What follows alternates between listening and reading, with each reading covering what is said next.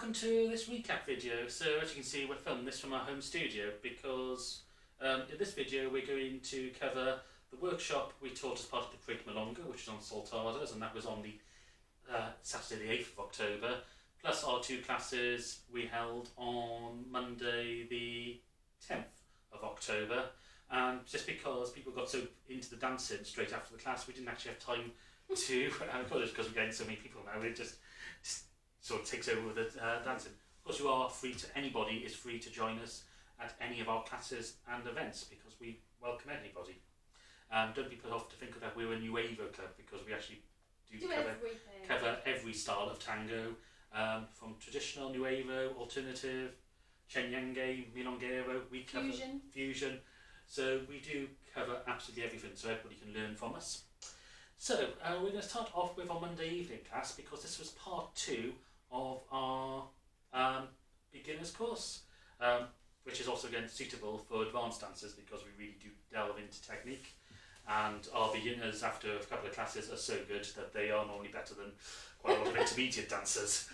And so we looked at Ochos. So the way we got into Ochos today from this class was via the way that most people do an Ocho Cortado. So we were stepping forward on the left foot as leader, and then rebounding back onto the right foot, so rocking the follower forward. But as I did that, I was taking my right foot behind my left, which causes me to twist to the right, so I'm opening my chest up, and this can lead the follower to step through as I close my feet together. I can then pivot her, so she's facing the other direction, and lead her across myself. So if we do that from the other side, we have got a forward step, a rock, and she is now going across myself. She is stepping, and she's trying to arch her foot around, so she's always trying to get back in front of my chest, which is building up the tension in her back, allowing her to pivot smoothly. She's sinking into the knees to keep her balance. So these were the forward Ochos. We talked about making them different sizes by adding side steps for the leader, so we can do small and big, and we can interpret the music by making these fast and slow. We can also over-rotate the follower and make them travel forward, or under-rotate the follower and make them travel backwards, and that's from the leader's point of view.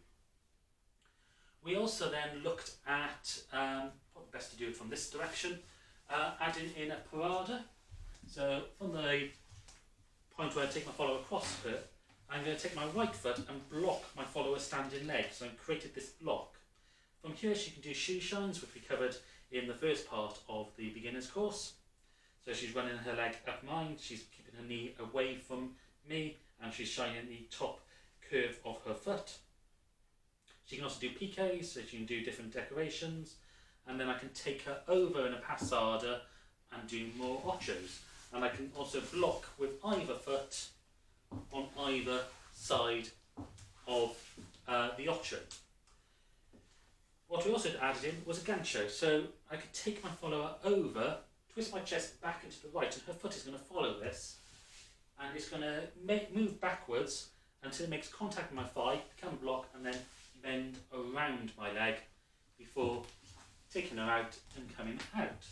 So that was our beginners class, which took through from the beginners to the intermediate section, so it was a full hour and a half class. Bless you. Thank you. I feel like I'm... In lunchtime class, we looked at the Ocho Cortado, and again we had lots of new people starting for this. So in this case, what we were doing was we were starting off in exactly the same way as we actually started the beginner class. We were doing this rock step and back, but here, instead of pivoting the follower through, we were taking a side step to the right, so the follower's been led into a side step to the left, sinking down, and then taking this back into a forward cross or front cross. So from this side, rock step to the side, slight lunge in to the cross, so she's pivoting on the ball of her foot. So I'll come after that, I'm turning my chest to the left, moving it over my left foot, which causes the follower to pivot and slide her left foot in front of her right. We then modified it, because we don't want to get people stuck in routines and think that is the only thing you can do with an Ocho Cortado, by, instead of, as we go into the cross, I'm changing my right foot to put it in between the follower's legs, which then gets the leg wrap to come out with. So we're modifying that cross into a leg wrap on the leader. So finally for this video, we're going to look at what we covered in our workshop on the Creative Milongas. This is from the Saturday. And we looked at Soltadas. So Soltadas means going solo. It's a series of moves that some people think of just as underarm turns, and some people think they are the new wave move. They're not a new wave move, they've been done in tango since basically the beginning of tango. But they are interesting sets of moves, and it's a move where we break the embrace, so tango doesn't always have to be danced in an embrace or close embrace. It also means the hands have to take part in the lead-in, so the hands are there for a reason in tango. So, first of all, we did a forward Ocho. As the follower was coming across from the leader's right to the leader's left, she's stepping forward here. Instead of pivoting her towards me, I start pivoting her away from me, and then I extend that motion with my arm by taking it over her head and turning her through, and then she builds up that tension to release the pivot, and you end up with this nice simple soltada here.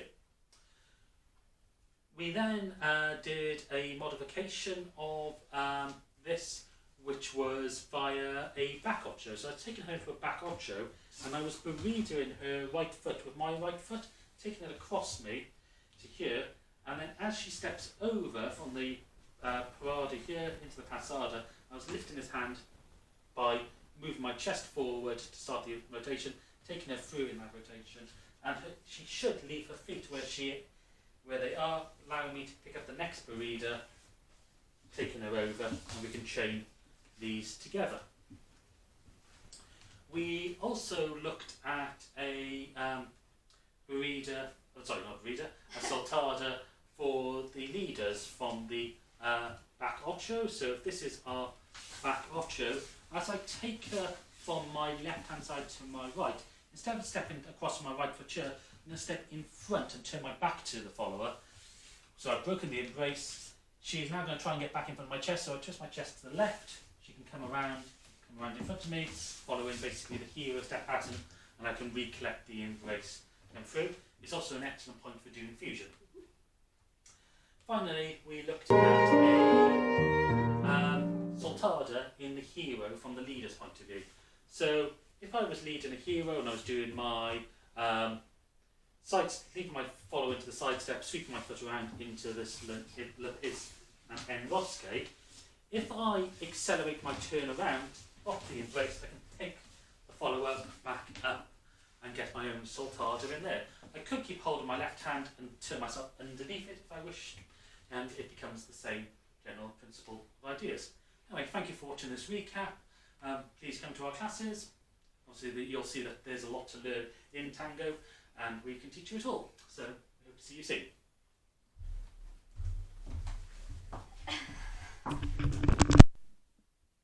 Thank you for watching this Urban Tango Nights recap. If you like these videos, please subscribe to our channel by clicking the logo. You can find more of our class summaries down here and other videos of us dancing tango over here. You can also follow us on Facebook, Instagram, Twitter and Meetup. Links are in the description below, and you can also subscribe to our newsletter using the link below.